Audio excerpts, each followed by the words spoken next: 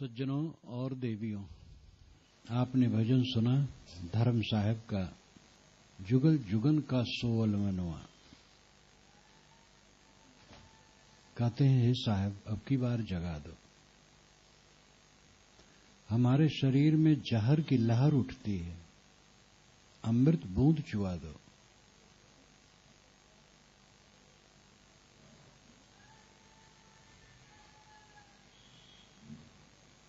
यह तनविश की बेलरी गुर अमृत की खान, शीश दिए जो गुर मिले तो भी सस्ता जान।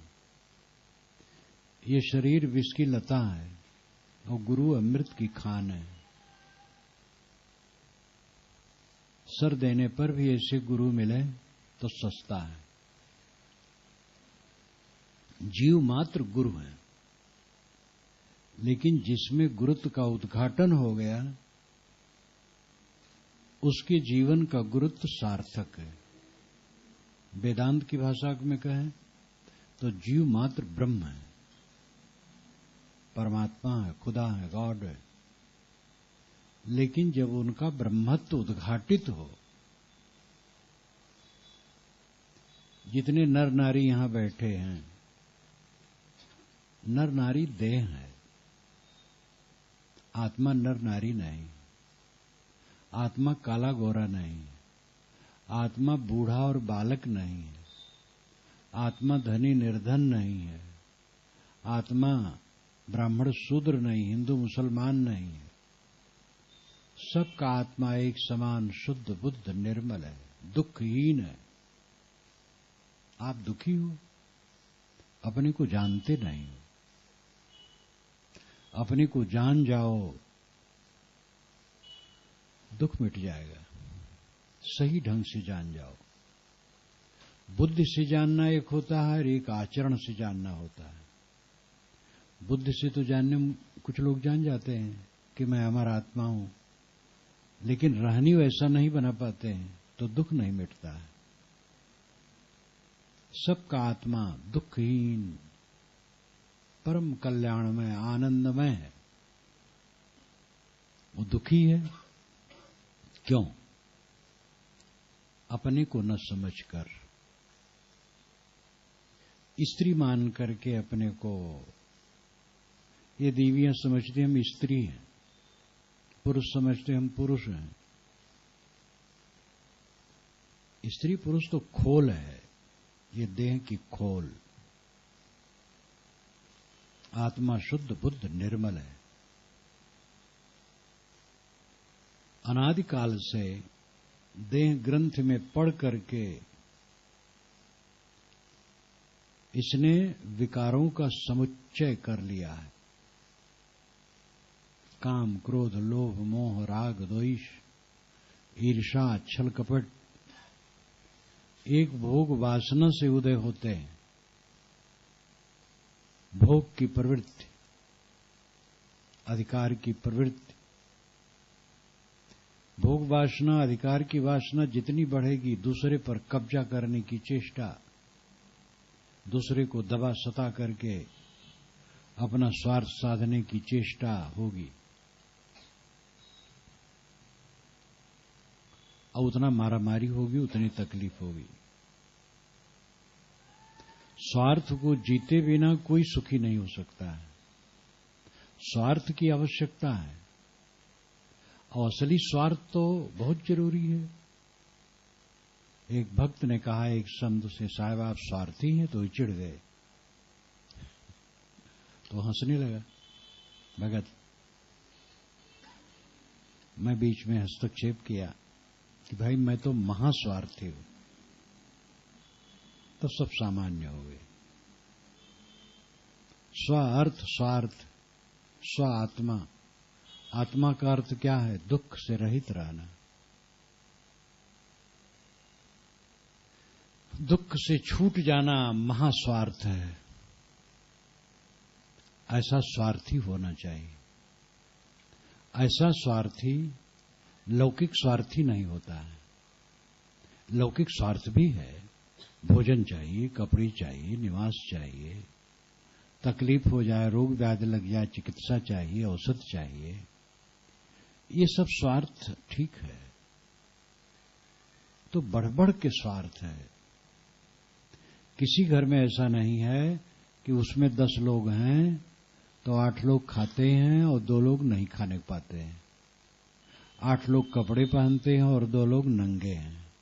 8 लोग घर में हैं और 2 लोग सड़क पर निकाल दिए गए। ऐसा नहीं, सब खाते हैं, सब पहनते हैं, सब घर में हैं। तकलीफ किस लिए है? अमुक बहू को साड़ी आई, वो 500 रुपए की है,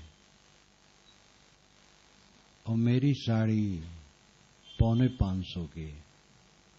बस तकलीफ है, 25 रुपया उसमें कम है, इसलिए तकलीफ है। थोड़ी थोड़ी बातों को लेकर के मलकई की भावना, हमारी बात मानी जाए। हम किसी का न माने, लेकिन हमारी बात मानी जाए। चीजों को लेकर के पारिवारिक संपत्ति को एक व्यक्ति अधिक चुरा करके अलग रखता है, ये घृण स्वार्थ है। एक बहू जब भोजन परोसे तो अपने पति की थाली में घी डाल दे, देवर जेठ ससुर को नहीं डाले। धीरे धीरे पता लग गया, बात तो छिपती नहीं है। तो एक दिन उसकी थाली बदल गई। दूसरे भाई ने कहा, भैया तुम्हारी थाली मेरे पास आ गई। उसने कहा, क्या थाली में फर्क है? कहा, हाँ फर्क है।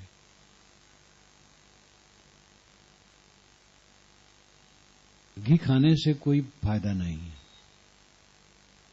प्रेम से रहने से फायदा है। नैहर से मिठाई आई तो चतुर्देवियां होती हैं, उसमें छांट करके अलग रख ली, तब घर में पेश की। अपने लिए, अपने बच्चे के लिए, अपने पति के लिए अलग कर ली। इसमें कोई लाभ नहीं है, मिठाई खाने से कोई लाभ नहीं। सहज है, मिठाई थोड़ा खा लो, लेकिन इससे थोड़ा बनेगा परिवार में। छोटी छोटी बातों को लेकर के अधिकार की कामना, अधिक चीजों की कामना, इसको लेकर लड़ाई झगड़ा होता है। 2 भाई हैं, बंटवारा हो रहा है। एक भाई बेईमानी कर रहा है, जबरदस्ती कर रहा है, वो ज्यादा हड़पना चाहता है। किसके लिए? अपने बच्चों के लिए। भतीजे भी अपने बच्चे हैं। 4 भाई एक परिवार में था। बूढ़ा बड़े को मालिक बनाया, फिर धीरे धीरे रहते रहते भी वो इतना निकम्मा हो गया कि वो कुछ नहीं कर पाता था, तो बड़ा लड़का ही सब संभालता था। लेकिन उसमें चालाकी बढ़ी, वो पैसा अलग करने लगा,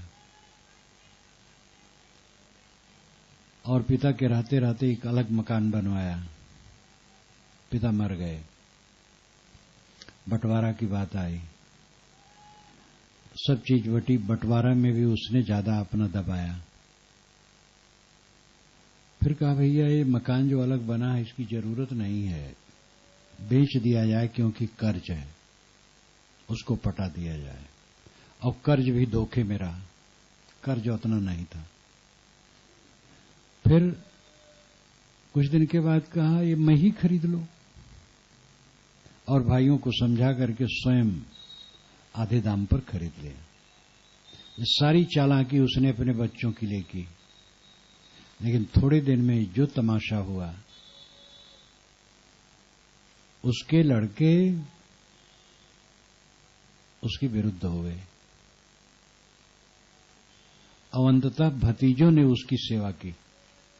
जिसके हक को मारा था वो समझदार थे, कहे ठीक है, धन बंटवारा जब होता है तो उसी के बल पर उन्नति नहीं होती है। एक व्यक्ति के 3 लड़के हैं, तीनों लड़कों को 3-3 लाख रुपए दे दे, तो उसी के आधार पर सबका बराबर विकास नहीं होता है। कोई तो थोड़े दिन में खा पी के बराबर कर देता है, और कोई बढ़ाता जाता है, कोई उतने रह जाता है। ये अपनी समझ, अकल, तकदीर जो कुछ भी कहो, बंटवारा में कम ज्यादा मिला, संतोष कर लो और काम करो, और किसी को धोखा कोई न दो। लेकिन ये गंदा स्वार्थ सबको जला रहा है। भाई का हक मारने की चेष्टा कई जगह हो रहा है। जो मालिक होता है वो चतुराई करके फिर अलग करने लगता है, और उसका परिणाम तकलीफ। कुछ कूड़ा कचरा ज्यादा ही इकट्ठा हो जाए हमारे पास तो उससे सुख मिलेगा। धन क्या है? कूड़ा कचरा है। शरीर कूड़ा कचरा है, और शरीर के साथ जितना ऐश्वर्य है सब कूड़ा कचरा है। इस कचड़े को निभाने के लिए कुछ कचड़े की जरूरत है। शरीर कचड़ा है, इस कचड़ा को निभाने के लिए कुछ कचड़े की जरूरत है, अब है सब कचड़ा। यह संसार सकल है मैला, राम गहे ते सूचा, कहें कबीर राम नहीं छाड़ो, गिरत परत चढ़े ऊंचा। साहब कहते सारा संसार मैला है, राम पवित्र है।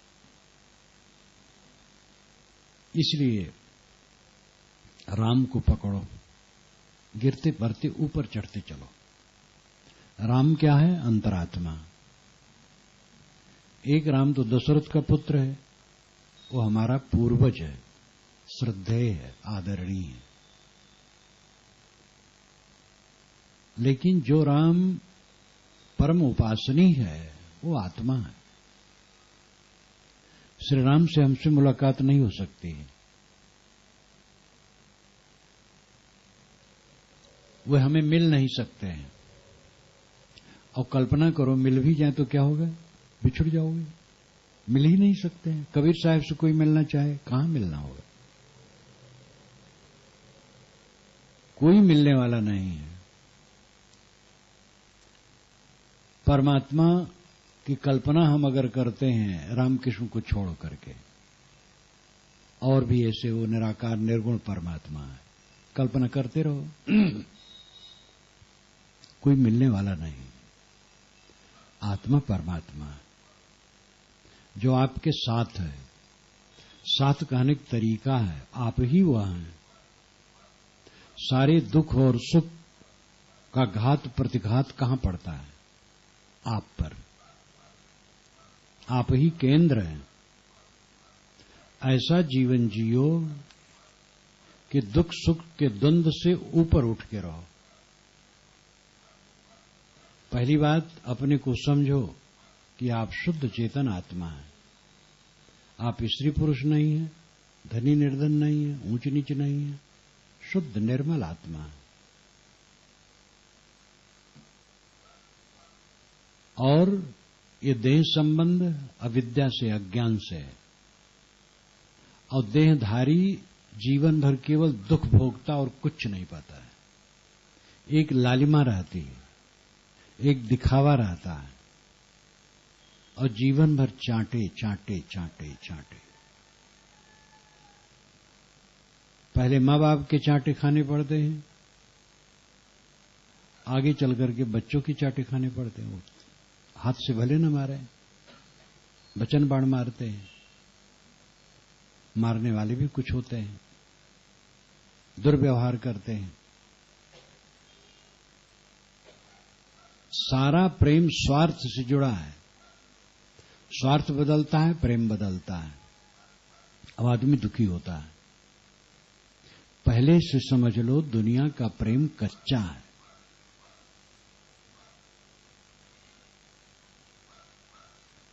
प्रेम करो राम से जो पक्का है, वो अंतरात्मा है। अपने आत्मा से प्रेम करो। अपने आत्मा को दुखहीन बनाओ, शोकहीन बनाओ, संतापहीन बनाओ।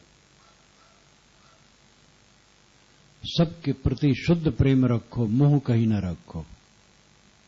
ये बात समझ में नहीं लोगों की आती है, कैसे न मोह करें। और माताएं और नहीं समझ पाती हैं, क्योंकि माताएं बच्चों से ज्यादा जुड़ी रहती हैं। प्रकृतिगत है बात, वही गर्भ में रखी हैं, वही पैदा की हैं, वही पाली पोसी हैं। इसलिए माताओं का स्थान भी ममता में है। लेकिन इस प्रकार कच्चा बन करके वो सुखी नहीं रहेंगे। हो गया, पैदा कर दे, पाल पोस दिए, बस कुछ नहीं।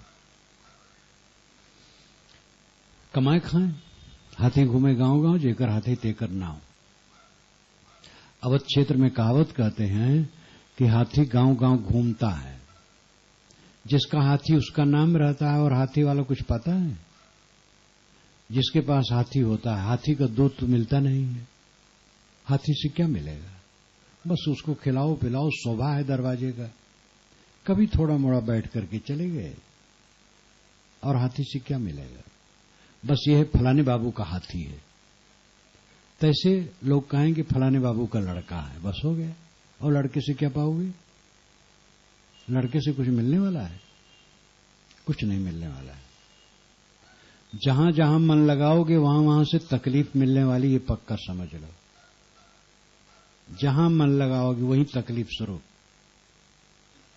तो क्या मन न लगावे? ये साधु महात्मा की बात मान करके सब बैरागी हो जाए? न बैरागी हो तो भोगो दुख को रोकता है। मन अपना दुनिया में न लगाओ, राम में लगाओ, अंतरात्मा में लगाओ। अपने मन को समेटो, अंतर्मुख हो, साधना में लगो। जो दुनिया से हार मान जाएगा वो कल्याण पाएगा। हम दुनिया से हार नहीं मानते, जूझते रहते हैं, जूझते रहते हैं, जूझते रहते हैं। एक महात्मा भक्त यहां जाते थे, भक्त भी उनके यहां आता था, नौजवान था। धीरे धीरे कुल बदल गया, पत्नी उसकी जबरदस्त मिली, लोगों ने भी समझा दिया, देखो तुम्हारा पति महात्माओं के पास जाता है, संभाल के रखना इसको। तो और उसने कसा, सब छूट छाट गया। बहुत दिन बीत गए, उसका संबंध छूट गया। वो महात्मा उधर से निकले तो आए, उसके घर जाते थे तो घर होते हुए रास्ता था। उसने नमस्कार किया, रोका, कहा भाई तुम तो सत्संग में नहीं आते हो। अरे कहे महाराज नहीं आता हूं, लेकिन अंदर में सब वैसे ही है, ठीक ठाक है। सबको यही भ्रम रहता, हमारा सब ठीक है, सत्संग भले छूट गया है लेकिन सब ठीक है। बैठाए दरवाजे पर, घर में से मिठाई लाए पानी पिलाने के लिए। पत्नी ने देखा, पत्नी ने कहा तुम्हें साधु फिर अच्छा लगने लगा है? अब ये 2.5 सेर खाने मांगेगा तो कौन देगा? महात्मा ने कहा भाई तुम्हारी पत्नी बड़ी गलत है, क्रूर स्वभाव की है। अरे कहे महाराज ये न कहिए, जो संसार का दुख है ये न कहिए। इतने में उसका बड़ा लड़का आ गया, कहा देखो तुम्हारी बीबी हमारी बीबी को परेशान करती है, संभालो। अपने पिता को कहता, अपनी माता के लिए अपने पिता से कहता तुम्हारी बीबी मेरी बीबी को परेशान करती है, ठीक से उसको संभालो, नहीं तो चलेगा नहीं। वो चला गया। महात्मा ने कहा कि तुम्हारा लड़का भी बड़ा शिष्ट है। अरे कहे महाराज आप साधु महात्मा हैं, क्या जाने, दुनिया का सुख बड़ा दुख भोग के मिलता है। महात्मा ने आशीर्वाद दिया, चले गए। ये दुनिया में सब तो ऐसे नहीं होते हैं, लेकिन कच्चा है दुनिया। अपने निकट से निकट वालों से भी स्वार्थ की बुद्धि न रखो, देना सीखो, लेना न सोचो, सेवा करना सीखो, सेवा पाने की इच्छा न करो।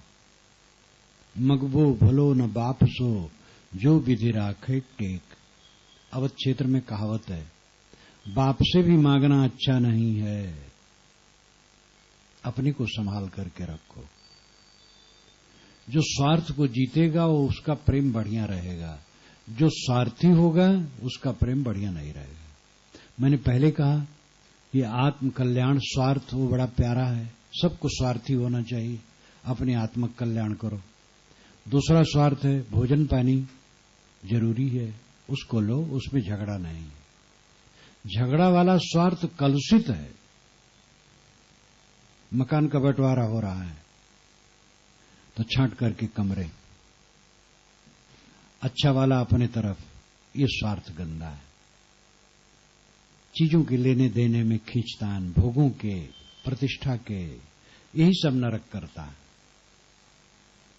पेट पर्दा के लिए झगड़ा नहीं होता है, सारे झगड़े मिथ्या स्वार्थ के लिए हैं।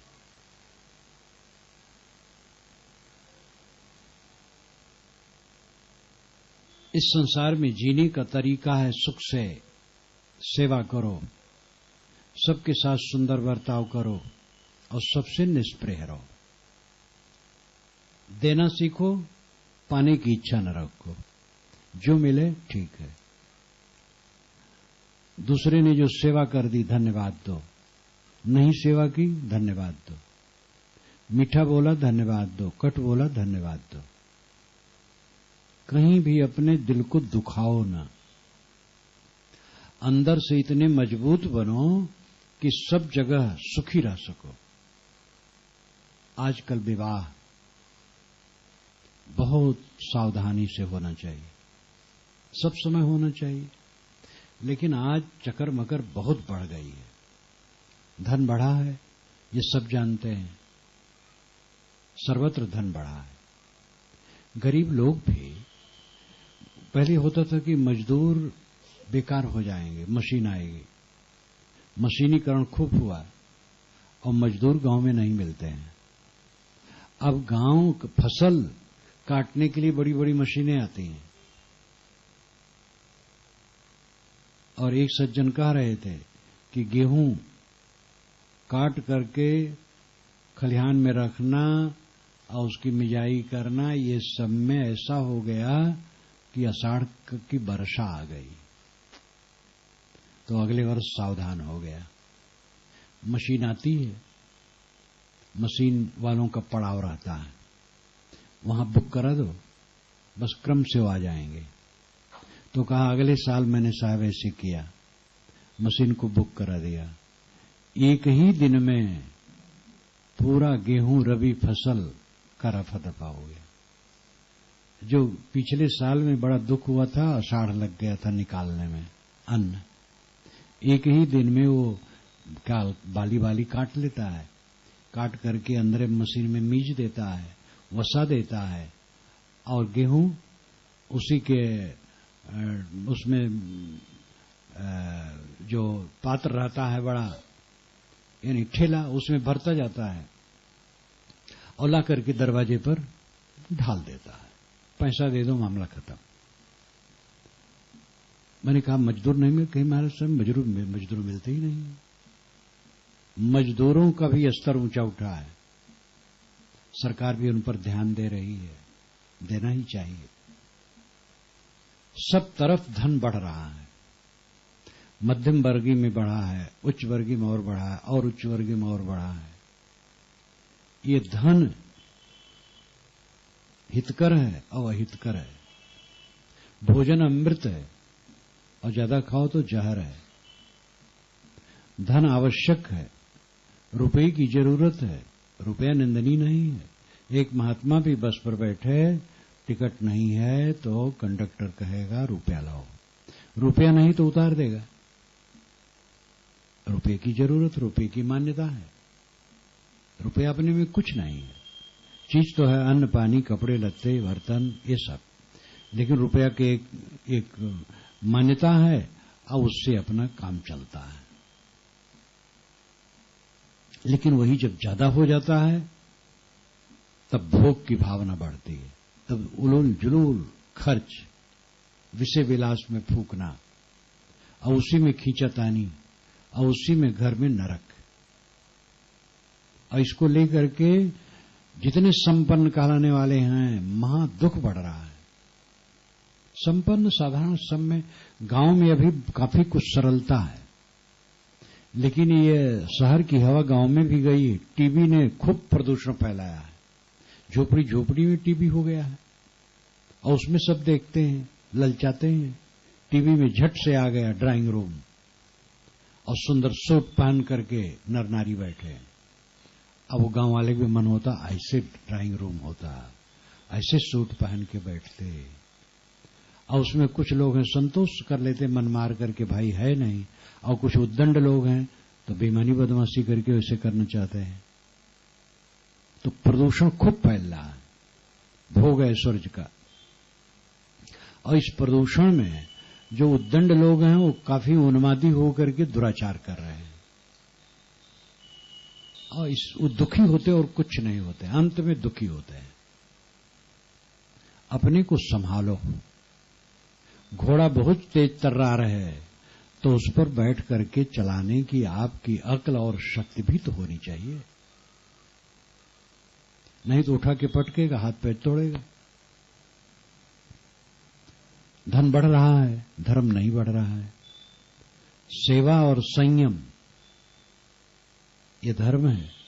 संयम से रहो और सेवा करो, ये धर्म है। और ये घट रहा है। अपने मां बाप के साथ दुराचार हो रहा है। पहले जमाने में कभी देखा नहीं था कि मां बाप को कोई अलग कर दे, झगड़ा वगड़ा होता रहता था, लेकिन घर का बूढ़ा जो बैठा रहता था उस पर सब अदब रखते थे। उससे वो जो कह देता था सब मानते थे। आज बूढ़े की कोई इज्जत नहीं, बिरले घर में कहीं होगा। और धनी घरानों में तो बस लड़के बहू अपने मां बाप को भेज देते हैं वृद्धाश्रम में। भोपाल में मैं कार्यक्रम में रहता हूं, 15 वर्षों से मेरे कार्यक्रम चलते हैं गांधी भवन में। और गांधी भवन की एक शाखा है वृद्धाश्रम, जो बहुत बड़ा आश्रम है, और उसमें सभी वर्ग के लोग, हिंदू, मुसलमान, ईसाई, सिख, गांधी वाला है, सब रहते हैं। और बताते हैं उसके सेक्रेटरी कि साहब अच्छे संपन्न घर के लोग अपने माँ बाप को यहां डाल जाते हैं और कहते पैसा मैं दूंगा, मैं सेवा नहीं कर पाऊंगा, आप रखिए, पैसा दे देते हैं। कितने बच्चे पैसा भी नहीं देते हैं, वैसे भी वहां सेवा होती है, भोजन मिलता है, कपड़े मिलते हैं, निवास मिलता है, चिकित्सा होती है, सरकार सहयोग करता है, बहुत सरकार करती है सहयोग, खूब पैसा मिलता है वृद्धाश्रमों को सरकार से। वो भी पावरदार मंत्री से मिलते हैं तो अच्छा सहयोग होता, नहीं तो कम होता है। लेकिन फिर भी वृद्धाश्रम बहुत बढ़ गए। पहले वृद्धाश्रम का नाम नहीं था, और वृद्धाश्रम ये सभ्यता बढ़ रही है, मां बाप का तिरस्कार। अब ऐसी सी घटना सामने आ रही है, मुझे लोग बता रहे हैं। इसी भारत के एक सज्जन यहां रह रहे थे, उनका लड़का अमेरिका में था। आया, कहा पिताजी आप चलिए वहीं आनंद भोगिए, यहां छोड़िए। वो भी खुश हो गए, उसका पासपोर्ट बनवाया, वीजा लिया, टिकट हवाई जहाज का ला के दिखा दिया, सब सामान वो बेच दिए, सब संपत्ति, 8 करोड़ की संपत्ति उनके पास थी, सब बेच दिया। बंबई गए और वेटिंग रूम में मां बाप को उसने बैठा दिया, कहा पिताजी आप बैठिए, मैं पता लगा के आता हूं। वो गया हवाई जहाज पर बैठ के उड़ गया, माता पिता को छोड़ दिया। टिकट उनके पास, वीजा, पासपोर्ट सब उनके पास, और ये सब किया था कि पैसा ले लें। 8 करोड़ की संपत्ति बेच करके पुत्र को दिया, और पुत्र सब लेके चला गया। जब ऐसी दशा आई और देर हुई तो पूछा तो कहा वो तो हवाई जहाज चली गई। तो समझ गया धोखा हुआ, तो अपने संबंधियों को फोन किया तो लोग ले गए। अब उसके पास न घर है न खाने पीने कोई साधन है। ऐसा निर्दय, 8 करोड़ की संपत्ति और सब लेकर के चला गया। ऐसा सब नहीं होते, लेकिन निर्दयता काफी बढ़ गई है। इलाहाबाद प्रीतम नगर कॉलोनी में एक सज्जन रहते थे जो करीब करीब 85 वर्ष के थे उस समय। मेरा सत्संग वो सुनते थे रविवार को आकर के।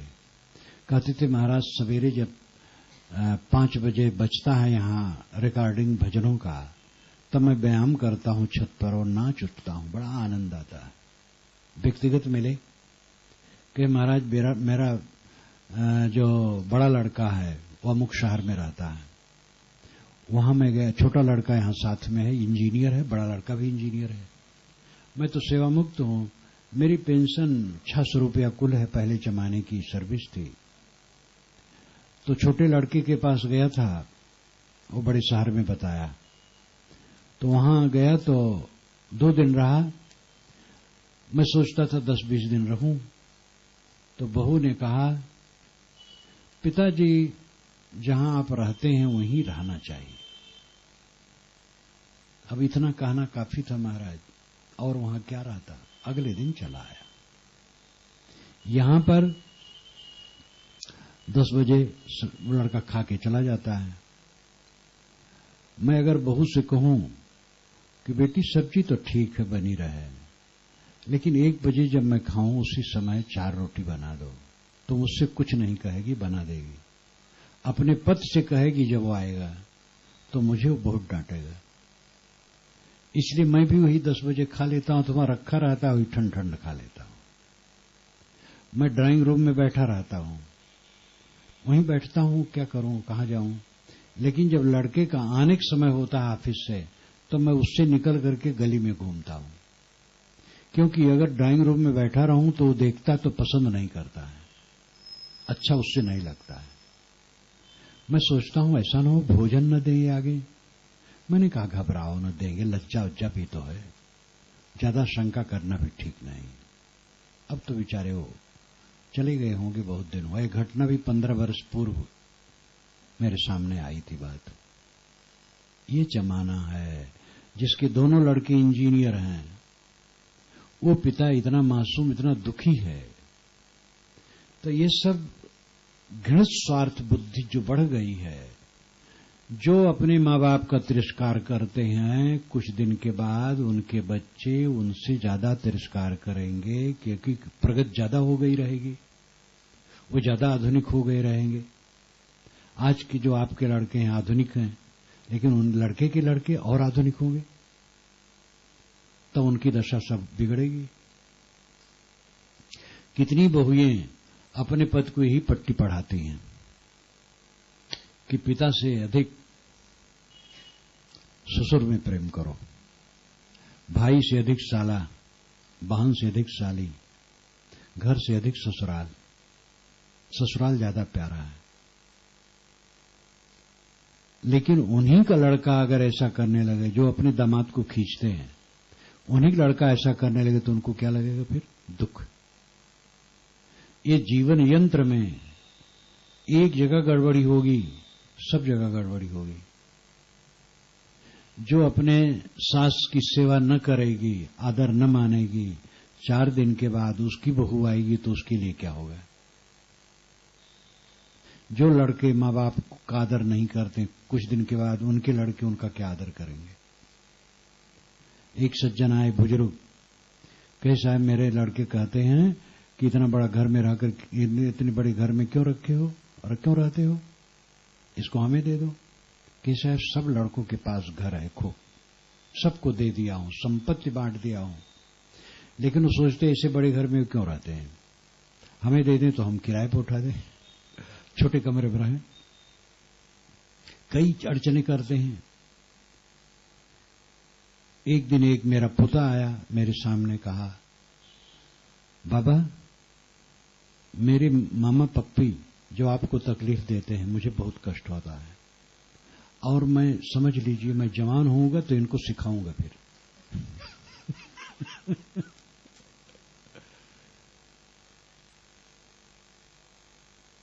ये संसार ऐसा है, क्रिया की प्रतिक्रिया होती है।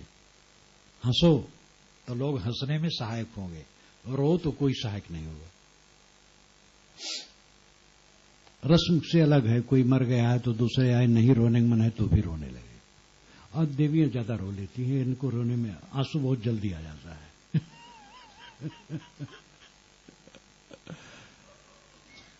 लेकिन वो सब क्षणिक है। जो करोगे क्रिया की प्रतिक्रिया पक्का है। अपने को संभाल करके रखो, सुखी रहना चाहो।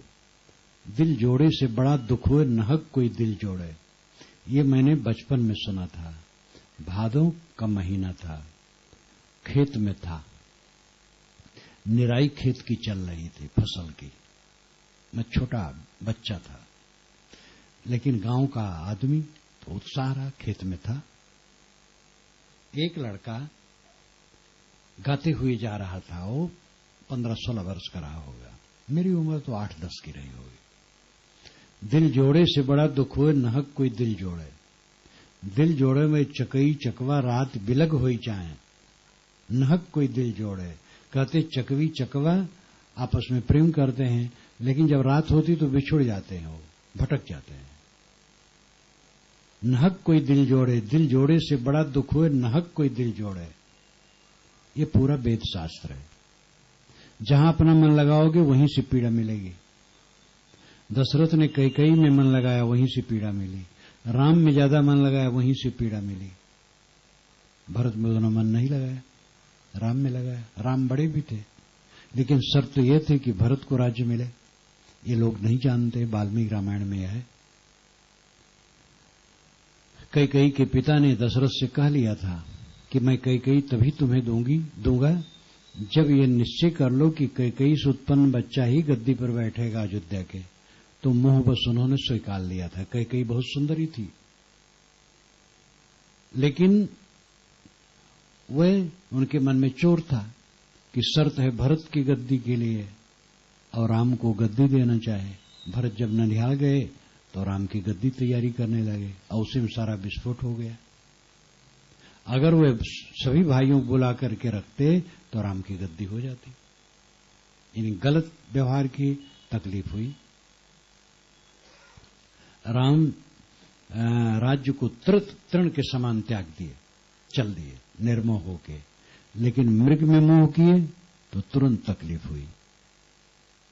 कोई सत्ता बच नहीं सकती है, चाहे जितना नाम बड़ा हो। मोह करेगा, दुख भोगेगा, और कोई चारा नहीं। दुख न चाहो, मोह को हटाओ, मोह को घटाओ। एक बार की मोह नहीं घटता है। विचार करते करते एक थानेदार आया मेरे पास, कहा महाराज रात में आपका प्रवचन मैंने सुना, तब सिविल ड्रेस में था। अभी मैं जांच में गया था तो ऐसे आपके पास आ गया। आपको मेरा ड्रेस अच्छा न लगे तो उतार दो। मैंने कहा नहीं, आप पहने रहिए। वो सत्संगी थे। कहे महाराज एक पूछना है, क्या चमत्कार होता है? हम के सब बदमाशी है, सारे चमत्कार बदमाशी है। धार्मिक चमत्कार जितने सब झूठे हैं। धर्म वाले चमत्कार फैलाते हैं। हमारे गुरुजी भगवान के अवतार हैं, जो चाहे सो कर दें। वो तो सिद्ध योगी आकाश में उड़ते हैं, जो कह देंगे वही हो जाएगा। ये सब बकवास है। थोड़े में वो समझ गए। उन्होंने पूछा महाराज मोह कैसे मिटे? वो करीब 54 वर्ष के थे, 54-55 के। उन्होंने कहा महाराज जी लिया काफी, अब जीने की इच्छा नहीं। मैंने कहा मरने की भी इच्छा ना हो, न जीने की इच्छा न मरने की इच्छा। जीने की इच्छा वह रखता है जो भोगना चाहता है, कुछ करना चाहता है, कुछ पाना चाहता है। और मरने की इच्छा वो करता है जो पीड़ित है। ज्ञानी न पीड़ित है न इच्छा वाला है, न वो जीना चाहता है न मरना चाहता है, वो तृप्त है। जी करके क्या करेंगे? आज तक जिए हैं, ठोकर के सिवा और कुछ मिला है? और मरने की बेता भी हमें क्या है? इसलिए न मरने की इच्छा न जीने की इच्छा, समरो। मोह कैसे मिटे? मैंने कहा विचार जितना मजबूत होगा मोह मिटेगा। मेरी गोद में मेरा प्यारा पुत्र है। विचार करें तो एक बच्चा है, और विचार करें तो एक मांस का लौंदा है। चेतन आत्मा तो अदृश्य दिखाई नहीं देता है, जो दिखाई देता वो मांस का लौंदा है। थोड़ा और विचार करें तो मिट्टी का पिंड है, थोड़ा और विचार करें तो कणों का प्रवाह है। विचार में उतरते जाओ, मोह मिटता चला जाएगा। सुंदर युवक अपना प्यारा पुत्र है, 20 वर्ष आगे बढ़ करके सोचो, सुंदर नहीं है, बाल पक गए, चाम में झुर्रियां आ गई, मोटी मोटी नसें निकल आई। और माँ बाप से उतना मोहब्बत भी नहीं कर पाता क्योंकि अपने बीवी बच्चों फंस गया है। उसका दोष नहीं है। जो क्लेश होता है बच्चों से लोगों को, तो माता पिता का भी दोष होता है अपना। जवानी में जैसे उसका मन रहा, तरुणाई में, जवानी में, अब बाल बच्चे वाला हो गया, वो इससे कैसे रहेगा? और फर्क पड़ेगा। उसकी पत्नी का मन उसको लेके चलना पड़ेगा। बच्चे हो जाएंगे, उनका मन लेके चलना पड़ेगा। तो माँ बाप के प्रति वो भाव उतना नहीं रह जाएगा, अंतर हो जाएगा। स्वार्थ बदलता है, प्रेम बदलता है। सारा प्रेम स्वार्थ पर नाचता है। स्वार्थ धुरी है। स्वार्थ का विचार बदला, प्रेम बदला। जहां स्वार्थ माने वहां प्रेम जाके टिक जाएगा, और जहां वहां स्वार्थ नहीं माने बस प्रेम हट जाएगा। सारा प्रेम स्वार्थ की धुरी पर नाच रहा है, और स्वार्थ बदलता है। बच्चे का स्वार्थ माँ बाप से जो है, जवानी में वो नहीं रह जाता है। जब कमाने धमाने लगता बिल्कुल खत्म हो जाता है। तो इसे कैसे रहेगा?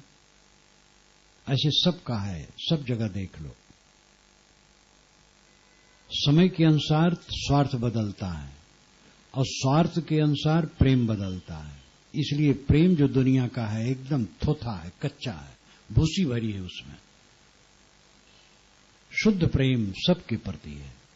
जहां अपनी जिम्मेदारी है ज्यादा सोचना पड़ता है, इसमें कुछ दो राय नहीं।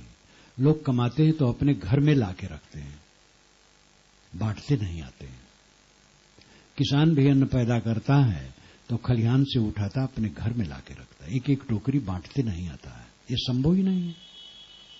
सबका अलग अलग परिवार है, जिम्मेदारियां हैं, उसके अनुसार चले।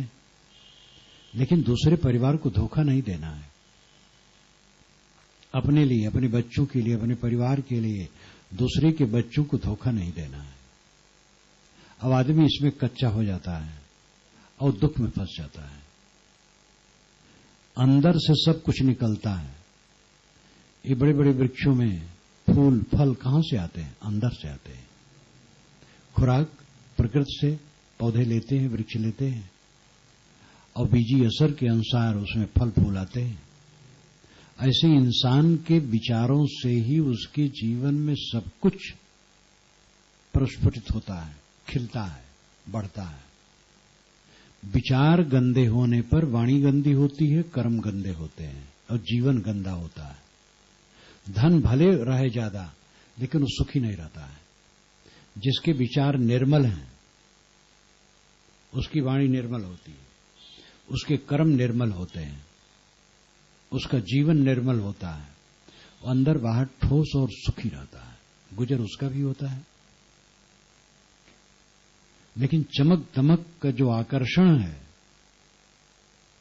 कितने समझदार लोग पीड़ित हैं अपने परिवार से कि वो दूसरे घर देख करके कहते हैं ऐसे करो, आमदनी हमारी इतनी है, पत्नी समझती इतनी आमदनी, इतनी तनख्वाह मिलती है, लेकिन वो सिर पर चढ़ी रहती है, ये चीज लाओ, वो चीज लाओ, वो चीज लाओ, हमारे सखी को ये मिल गया, हमारे सखी के घर में ऐसा है। लड़के परेशान करते हैं, वे समझते ही नहीं इस बात को। अब ये शैतानियत क्यों बढ़ती है? बस बाहरी भाग दौड़ काफी है, और अपने बच्चों में धार्मिक शिक्षा नहीं। दुर्लभ घर है कि जिसमें घर में शाम को लोग बैठते हों और ज्ञान की चर्चा करते हों, पाठ करते हों, सत्संग करते हों, गीत गाते हों, ज्ञान की ध्यान करते हों, कोई धार्मिक अपने विश्वास के अनुसार सही। मैं अपना विश्वास किसी पर नहीं थोपता हूं, और मेरी बात विश्वास की नहीं है, विवेक की है। मेरी साधना तो यही है, अपना आत्मा परमात्मा है, मनोविकार छोड़ो, अपने आत्मा में स्थित हो। तो ये कोई विश्वास की बात नहीं, ये विचार और विवेक की बात है। लेकिन विश्वास भिन्न भिन्न होते हैं। कोई अमुक में श्रद्धा, कोई अमुक देवतम श्रद्धा, कोई अमुक भगवान में श्रद्धा, अमुक पंथ में श्रद्धा। अपनी श्रद्धा के अनुसार करो, लेकिन कुछ तो करो। इकट्ठा हो बैठ करके कीर्तन करो जो आपके मत के अनुसार है, नाम जपो, मंत्र जपो, पाठ करो, पुस्तक पढ़ो, सुने, समझाओ, बताओ। धार्मिक कृत्य ही लुप्त होता जा रहा है। बस वही देवी जागरण और अखंड पाठ, ये सब दिखावा वाला तो कहीं कहीं होता है, जिसमें लोगों का दिमाग खराब करते हैं। 24 घंटा लाउड स्पीकर बजा करके कनफोरू दिमाग सबका खराब करते हैं। धर्म नहीं करते, अधर्म करते हैं। 24 घंटा पाठ करना है तो लाउड स्पीकर हटा करके पाठ अपने घर में करो, दूसरे दिमाग क्यों खराब करते हो? देवी जागरण है तो सबको नोचते क्यों हो? दुकान दुकान जा करके नोचते हैं, गुंडागिरी करते हैं, खूब पैसा बटोरते हैं और शराब पीते हैं, उद्दंडता करते हैं। तो धर्म के नाम पर ये सब बकवास जरूर बढ़ी है, लेकिन असली धर्म घटा है। हमदर्दी, शील स्वभाव, विनम्रता, सेवा भाव, संयम से रहना, ये सब घट रहा है, इसलिए दुख बढ़ रहा है। अमेरिका इत्यादि देशों में जो सुना जाता था, आज से 20-25 वर्ष पूर्व एक समृद्ध पत्रिका मैंने पढ़ा था, और अमेरिका में रहने वाले व्यक्ति ने लिखा था कि 45% बच्चे अमेरिका में नाजायज तरीके से पैदा होते हैं। आज तो पता नहीं क्या स्थिति है। प्रगति तो चारों तरफ हो रही है। नशा की प्रगति कितनी हुई है। पहले तो सीधा साधा तंबाकू रगड़ करके चूनम खा लिए, आजकल तो कितने प्रकार के तंबाकू बने हैं जो पोटली में बिकते हैं। मैं बड़ौदा में गाड़ी में बैठ के चल रहा था तो वहां भीड़ थी, तो गाड़ी धीरे धीरे चल रही थी, तो साइड में एक दुकान थी, एक नौजुवक आया, कहा झटपट दो। तो मैंने ड्राइवर से पूछा, भैया झटपट क्या है? कहे महाराज एक तंबाकू है। झटपट यानी तोड़ो और मुंह में डालो, कुछ करना नहीं, झटपट दो। तो नए नए किस्म के इन देवियों को धन्यवाद है कि नशा से दूर है। कोई कोई देवी नशा करने लगती, वो गलत है। देवियां इससे दूर हैं, और देवियां पीड़ित होती है अपने पतियों से, शराब पी पी करके डाउन। अभी परसों हमारे पास फोन आया, बड़ा दर्द, कल है या परसों है, अमेरिका से। उसका पति शराब में डाउन रहता है, और फिर जहां काम करता है वहां एक लड़की से लग गया। जिस लड़की से लगा उसके 3 बच्चे हैं। आदमी दिल फेंक बना है, वो इतनी पीड़ित है, कैसे हमारे 3 बच्चे, हम क्या करें? हमके तुम्हें खाने पीने की तो कमी नहीं, कही कमी नहीं, हमके बस उससे मन समेट लो, अंतर्मुख हो जाओ और अध्ययन मनन करो, अपने बच्चों को पालो और उससे मन समेट करो, उससे झगड़ा ना करो, कुछ न करो, जैसा वो है कह करके समझा के थक चुके हो, क्या करोगे? जो विषय वासना की ज्वाला, उद्दंडता की ज्वाला पहले थी, उसका तो सर्वेक्षण करने वाले ही समझ पाएंगे कि कितना गुना बढ़ा है। और ये सब बढ़ने का कारण है विज्ञान और ऐश्वर्य। लेकिन विज्ञान अपने में दोषी नहीं है, चीज अपने में दोषी नहीं है, उसका दुरुपयोग दोषजनक है। और दुरुपयोग इसलिए करते क्योंकि अपने पर नियंत्रण नहीं है। धर्म असली है ये अपने पर नियंत्रण, अपने पर संयम, परहेजगारी, और वो नहीं है, इसलिए तकलीफ चारों तरफ बढ़ रही है। अब आदमी एक ही चीज सोचता, उनके पास ये है, हमारे पास नहीं है। अपने से नीचे वालों क्यों नहीं देखते हो? आपका पक्का मकान है, कुछ लोग खपड़ में रहते हैं। आपके खपड़े में मकान है, कुछ लोग फूस में रहते हैं। आपके फूस का मकान है, कुछ लोग बांस की कमची झुका करके पन्नी लपेट के रहते हैं। कलकत्ता में मेरा इसका अनुभव हुआ। कलकत्ता में पहले 64 में गया, उसके पश्चात 69 में गया, फिर 71 से पारक प्रकाश आरंभ हुआ तो हर वर्ष 2 महीने वहां रहता था। उसके पश्चात 1 महीने रहने लगा, फिर 20 दिन रहने लगा, अब की बार 10 दिन रहा हूं। तो देखता, सुबह घूमने निकला और करोड़ों की बिल्डिंग खड़ी है, उसके पिछवाड़े फुटपाथ की तरफ लोग फुटपाथ पर पड़े हैं, सो रहे हैं।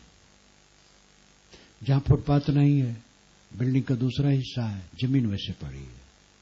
उसी बिल्डिंग के लग करके बांस की कमची झुका करके जमीन में लोग गाड़ दिए हैं और पन्नी ऊपर लपेट दिए हैं और नीचे टाट बिछा लिए हैं, उसमें रहते हैं।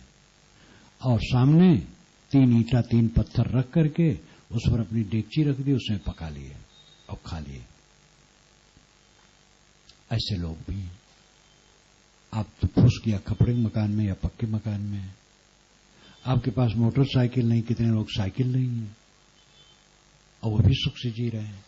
मेरे पास भी साइकिल नहीं है, लेकिन मैं पैदल चल लेता हूं, गाड़ी मोटर जो मिल जाती है उस पर बैठ लेता हूं और मुझे कोई परेशानी नहीं।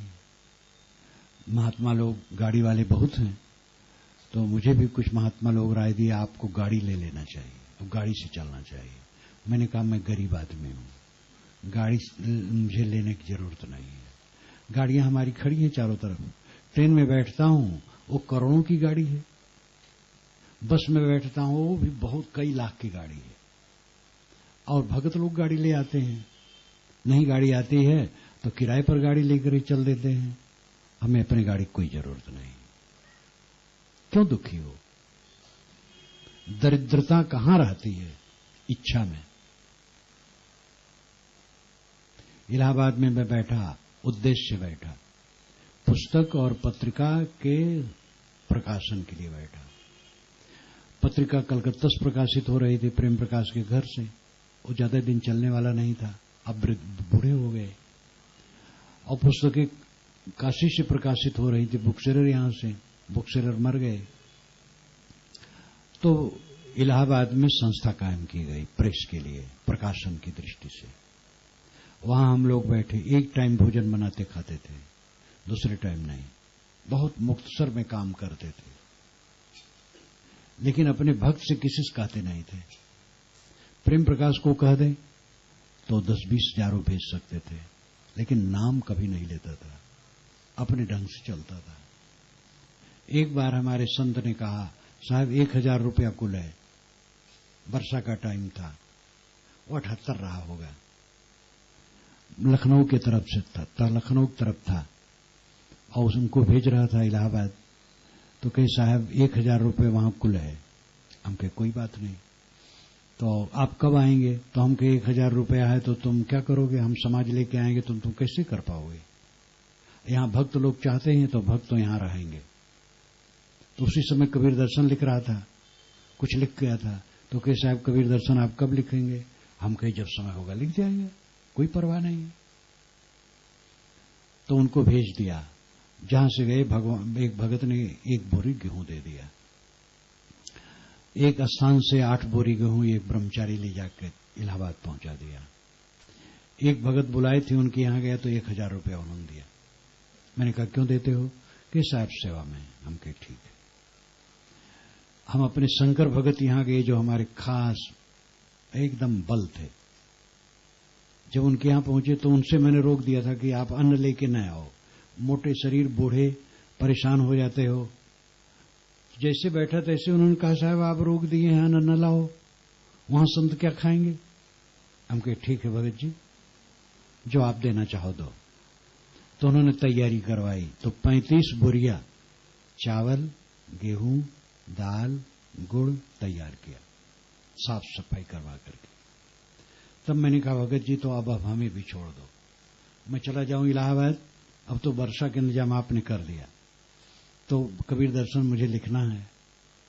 तो बस में सामान रख करके इलाहाबाद आ गया।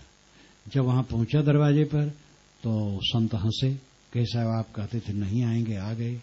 हम कहे भाई तुम्हारे वर्षा का इंतजाम हो गया इसलिए आ गया हूं, और अब वर्षक प्रबंधन होता तो मैं नहीं आता। लेकिन मुझे कभी चिंता नहीं थी, रत्ती मात्र चिंता नहीं थी। प्रेम प्रकाश को कभी नहीं कहा कि वर्षावास यहां करना है और चीज नहीं है, भेज दो कुछ। कहा था तुरंत भेज देते हो, वही तो रीढ़ रहे उसके। कुछ नहीं कहा, कभी भी किसी से नहीं कहा, और खूब प्रसन्न रहता था, एकदम आनंदित। एक सज्जन ने कहा जब मकान बन गया कि साहब ये मकान को बैंक में अमानत रूप में लिख करके दे दिया जाए और मशीन मंगा ली जाए, प्रेस शुरू हो। हम के न, बिल्कुल नहीं होगा, अलग से छपवा रहे हैं, ऐसे चलने दो, स्वाभाविक होगा तब होगा। फिर शंकर भगत आए और कहे कि साहब मशीन खरीदी जाए, मैं पैसा दूंगा। तो उन्होंने मशीन खरीदवा दी, फिर प्रेस चालू हो गया। कभी भी बढ़ के काम नहीं किया, जो आया बस किया।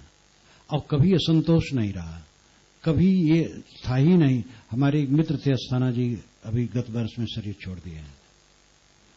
जब मैं वहां बैठा हूं तभी से वो मित्र हो गए थे, और सच्चे मित्र। हमारे सामने उन लोगों से कहा और अन्य लोगों से कि साहब का संपर्क मेरा 77 से है, लेकिन कभी इनके मुख से नहीं सुना कि जरा खर्चे की परेशानी है या कुछ है, कभी नहीं सुना। सब समय प्रसन्न। जितना सुख मुझे तब था उतने अब है, जितना अब है उतने तब था। अब बड़ा आश्रम है, 7 एकड़ में फैला आश्रम है। प्रीतम नगर का छोटा आश्रम है पहले वाला, गंगा किनारे 7 एकड़ में, बहुत बिल्डिंगें हैं। अन्न गेहूं तो एक ही बार खरीद करके रख दिया था साल भर के लिए, और आता रहता है। और वहां रोज 50, 60, 70 लोगों को भोजन बनता है, सब कुछ होता है। लेकिन मेरा सुख बड़ा नहीं है। मेरा सुख वही है जो पहले था, अब आज भी है और आगे भी रहेगा। क्योंकि जो मेरा सुख है वो अस्थायी है, संतोष का सुख है। वो सब कुछ न रहे, कोई हर्ज नहीं, सब बह जाए, खत्म हो जाए, खत्म हो जाए, हमारा क्या जाता है। आजकल में हमारी आंख ढप जाएगी, कुछ पता लगेगा? हमारे गुरुजी को कुछ पता नहीं। हमारे गुरुजी सब छोड़ के चले गए हैं, बहुत दिन हो गए, 12 वर्ष हो गए, 13 वर्ष। कौन यहां रहने वाला है? जहां आप रहते हैं सुख से रह सकते हैं, और जो आपके पास है आपका परम ऐश्वर्य है, राजकाज है। लेकिन जब विवेक हो, ललचा ललचा करके कभी सुखी नहीं हो सकते हो। दूसरे घर, दूसरे बहू बेटी, दूसरे लड़के बच्चे, दूसरे धन दौलत, दूसरे स्वामित्व, संपत्ति, ऐश्वर्य, दूसरे मान बढ़ाई, देख देख करके केवल जलना है। जो आपके पास है बहुत है। भोजन मिल जाए, कपड़े मिल जाए, सोने की जगह मिल जाए, मन निर्मल रहे और शांत रहे, इससे बड़ा ऐश्वर्य कहीं कुछ होता है? भोजन तो सबको मिलता है, कपड़े मिलते हैं, रहने की जगह मिलती है, मन शांत नहीं, मन निर्मल नहीं है तो क्या है? छत्तीसगढ़ में था एक पूंजीपत का लड़का, मुझे गाड़ी लेकर के लेने आया। वो जिसके यहां जाना था उसका वो मित्र था हमारे भक्त का। उसकी उम्र उस समय 25 वर्ष की थी। वही ड्राइव कर रहा था। तो बताया कि साहब हमारे पास इतने मकान है, इतनी जमीन है, इतना धन है, बहुत धन है महाराज, लेकिन मुझे शांति नहीं है। मैंने कहा तू 25 वर्ष का है, अभी से तू रोग उत्पन्न कर लिया है अशांति का। समझाया। 3-4 वर्ष के बाद फिर वहीं जाना हुआ था, तो फिर वही गाड़ी लेके आया। मैंने कहा कहो बेटा। कहे महाराज अशांति और बढ़ गई है। हम कहे जलते ही रहोगे तो हमारी दवाई तो लेते नहीं हो। अब तो हो गया था करीब 29 वर्ष का, 30 वर्ष का। तो आदमी जल रहा है, ख्वाहिश ख्वाहिश ख्वाहिश, इच्छा, वासना, तृष्णा, ये सब तमाशा है। सपना सपना, केवल सपना। यहां पर जितने बुजुर्ग हैं ध्यान दे, उनका बचपना कहां गया, जवानी कहां गई, कितने मित्र दुनिया से उठ गए, कितनी चीजें खत्म हो गई। इसमें जो अफसर लोग भी बैठे हैं उनकी अफसरी कहां गई। एक कमिश्नर अपने लड़कों को लेकर के मिलने आए, रिटायर्ड हो गए हैं। तो लड़के ने कहा साहब जी हमारे पिताजी बोर होते हैं दिन भर।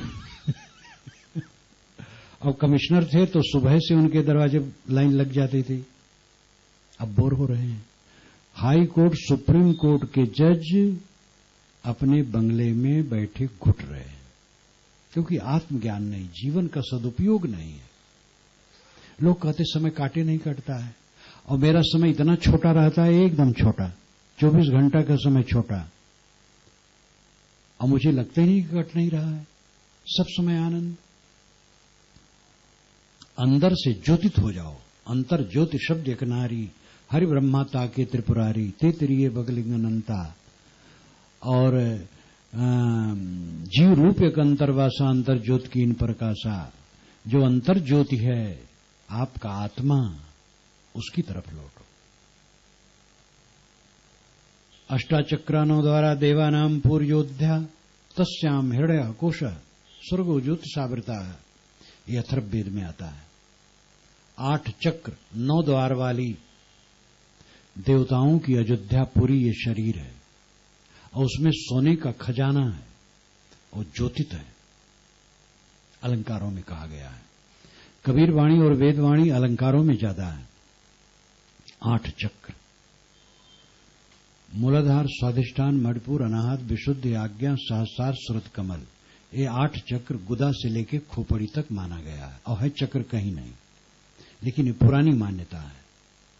वैदिक युग में मान्यता थी, निर्गुणी धारा में है, सब में है 8 चक्र। 60 चक्र वेद, कमल वेद, जय उदियारी कीना, काम क्रोध लोभ मोह आंख सावध दीना, कबीर साहब ने कहा है। तो अष्टाचक्र 8 चक्र और 9 द्वारा, 2 आंख, 2 नाक, 2 कान, 6 मुख, 7 टट्टी पेशाब की जगह, ये 9। देवानाम पुर्योध्या, देवा देवता इंद्रियां हैं। 8 चक्र 9 द्वार वाली देवताओं की, इंद्रियों की अयोध्यापुरी ये शरीर है। तस्याम हिरण्य कोश, इसमें हिरण का कोश है, सोने का खजाना, वो आत्मा है।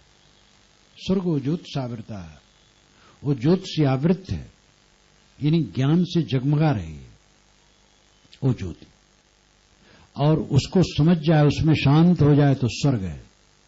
ये पौराणिकों का स्वर्ग तो नरक है। स्त्री पुरुषों के विलास, स्वर्ग की कल्पना सब में है, झूठा, कहीं स्वर्ग नहीं है। चाहे वो हिंदुओं को हो, चाहे मुसलमान ईसाइयों यहूदियों जैनों बौद्धों को, सारे स्वर्ग बिल्कुल मन के बहकावे हैं। गालिब साहब ने कहा है जन्नत की हकीकत मालूम है हमें, लेकिन गालिब मन को समझाने के लिए, मन को बहलाने के लिए ख्याल अच्छा है।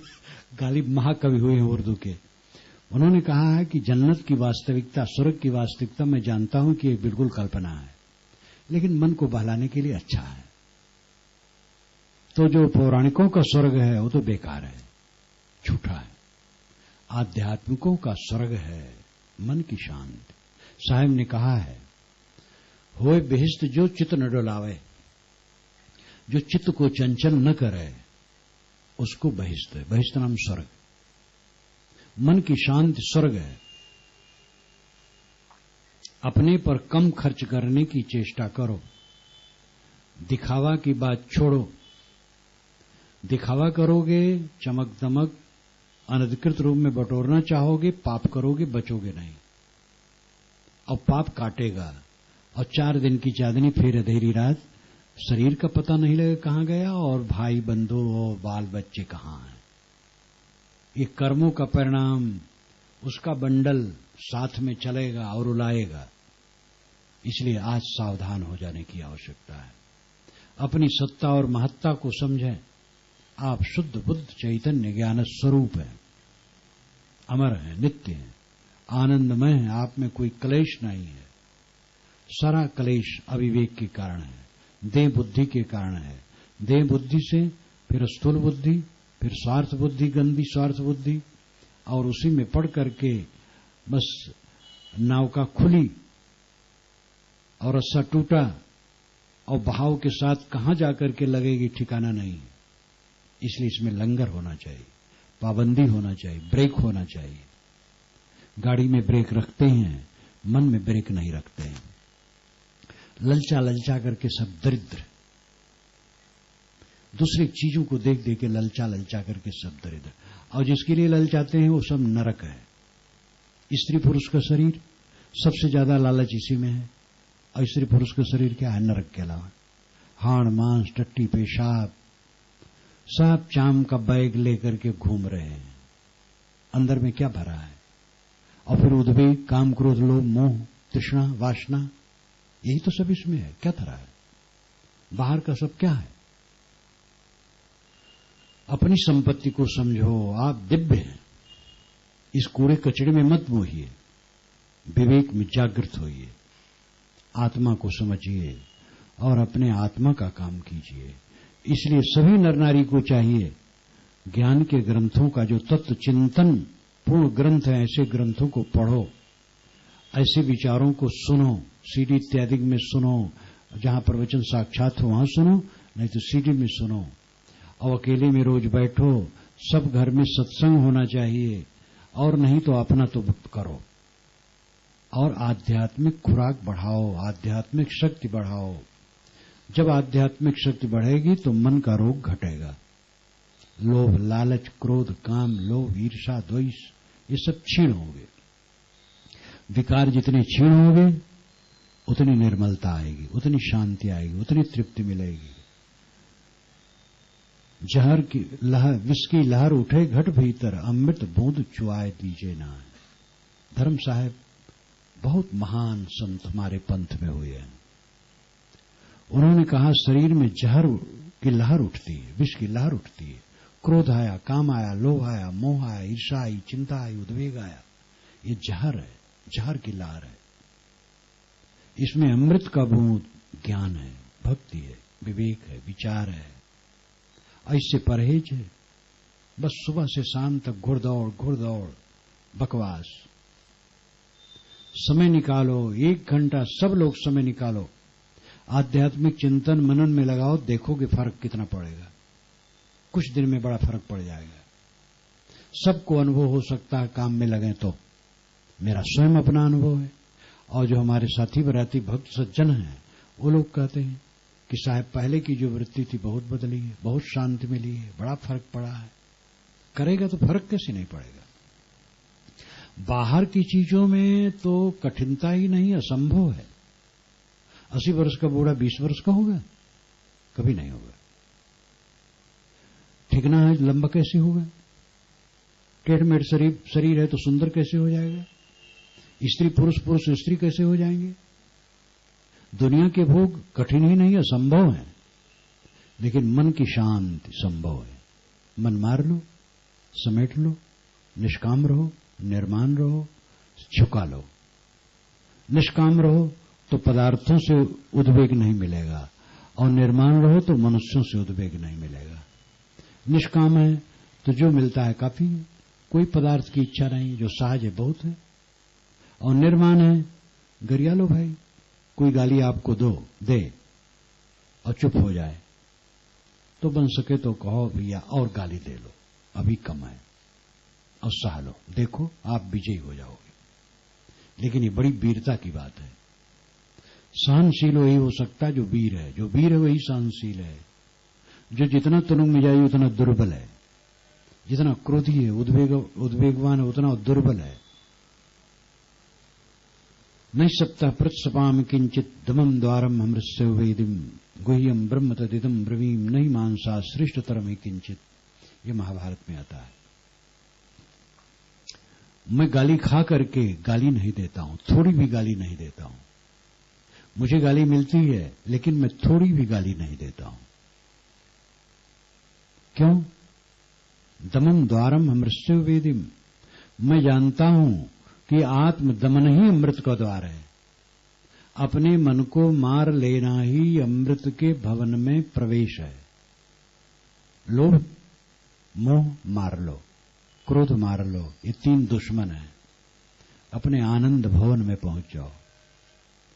गुह्यम ब्रह्म तदिदम ब्रवीम नहीं मानसा श्रेष्ठतरम किंचित। मैं एक गोपनीय बात बताता हूं, मनुष्य बढ़ करके कुछ नहीं। पूरा पारक सिद्धांत, पारक सिद्धांत की बात शास्त्रों में व्याप्त है जगह जगह। वहां से नीरछीर विवेक करके ग्रहण करना चाहिए। सज्जनों और देवियों, इस पर ध्यान दो। ये दुनिया के ऐश्वर्य से, परिवार से, धन दौलत से, मान बढ़ाई से सुखी नहीं हो सकते हो। ये सेवा की जगह, परिवार की सेवा करो, काम करो, जो प्राप्त हो खाओ, खिलाओ, उदार रहो, विचारवान रहो। कमाओ खाने के लिए, खाओ जीने के लिए, और जियो आत्मोद्धार के लिए। कमाते लोग खाने के लिए खाते हैं, जीने के लिए। जीते किस लिए इसका पता नहीं, रेंग रेंग के मर रहे हैं। कमाओ खाने के लिए, खाओ जीने के लिए, और जियो आत्मोद्धार के लिए। वही काम बच रहता है। कमाते हैं, खाते हैं, जीते हैं, आत्मोद्धार नहीं करते हैं तो दुखी रहेंगे। इसलिए सब आध्यात्मिक मार्ग में लगो, साधना भक्ति में लगो, अपने मन को मांझो। प्रवचन में तो आपको ठोकर दिया जाता है कि जग जाओ और लग जाओ। प्रवचन में सब समाधान नहीं हो जाएगा। प्रवचन सुन करके आपको जीवन मुक्ति तुरंत नहीं मिल जाएगी, तुरंत क्षण भर के लिए मिल जाएगी। जो अपना मन लगाएगा प्रवचन में उस समय तो मुक्त ही है, लेकिन उठेगा तो फिर वही विकार आएगा, उसके लिए साधना करना पड़ेगा। प्रवचन इसीलिए है कि आपके मन में प्रवचन भूख जगाए और आप स्वयं लग जाओ। मैं संतों के यहां जाता था, 56 में ही मेरा संस्कार था। आसपास में गांव का जन्म है शरीर, तो आसपास में गांव हो, कुटिया है, उत्तर प्रदेश में कुटिया ज्यादा रहती है। तो वहां से निमंत्रण आए, दल कहते थे, दल आया है, वो तुलसी दल बांट दें संत लोग, तो दल मिल गया है। और मुझे दल की जरूरत नहीं, जहां सुन लो चला जाऊं, माता से कुछ मांगू तो माचा चावल दाल इत्यादि बांध दे, गांव का मामला रहे, वहां जाकर के दे दो संतों को, और वहां न खाऊं न पीऊं, कुछ नहीं, सुनूं बैठ करके, भजन गावे। प्रवचन तो नहीं ये होता था गांव में, जो कुटिया रहे भंडारे में भजन होता था, भजन सुनो, कोई उसमें संत कुछ बोल दें तो सुनो। सुन करके धीरे धीरे पता लगा, समझ में आया, तब लग गया। जब लग गया, गुरु की शरण मिली, संतों की शरण मिली, उसमें ठीक से लग गया, तब करते करते हुआ। केवल प्रवचन सुन करके काम पूरा नहीं होगा, प्रवचन में आपको भूख लगनी चाहिए। प्रवचन सुने तो भूख लग जाए कि हाँ अब ऐसा करना है, और रोज करो अपने घर में, तब आगे बढ़ोगे। और बहुत सरल रास्ता है, सच्चा सुखी होना बहुत सस्ता है। मेहनत करो, मेहनत में जो प्राप्त हो उतने में संतुष्ट रहो, अपने मन को मार के रखो, अपने क्रोध को मार के रखो, सिर झुका के रखो, बस सुखी रहो थोड़े में। ये सब पर ध्यान दो। आप लोगों को धन्यवाद देते हुए मैं अपनी वाणी को विराम देता हूं।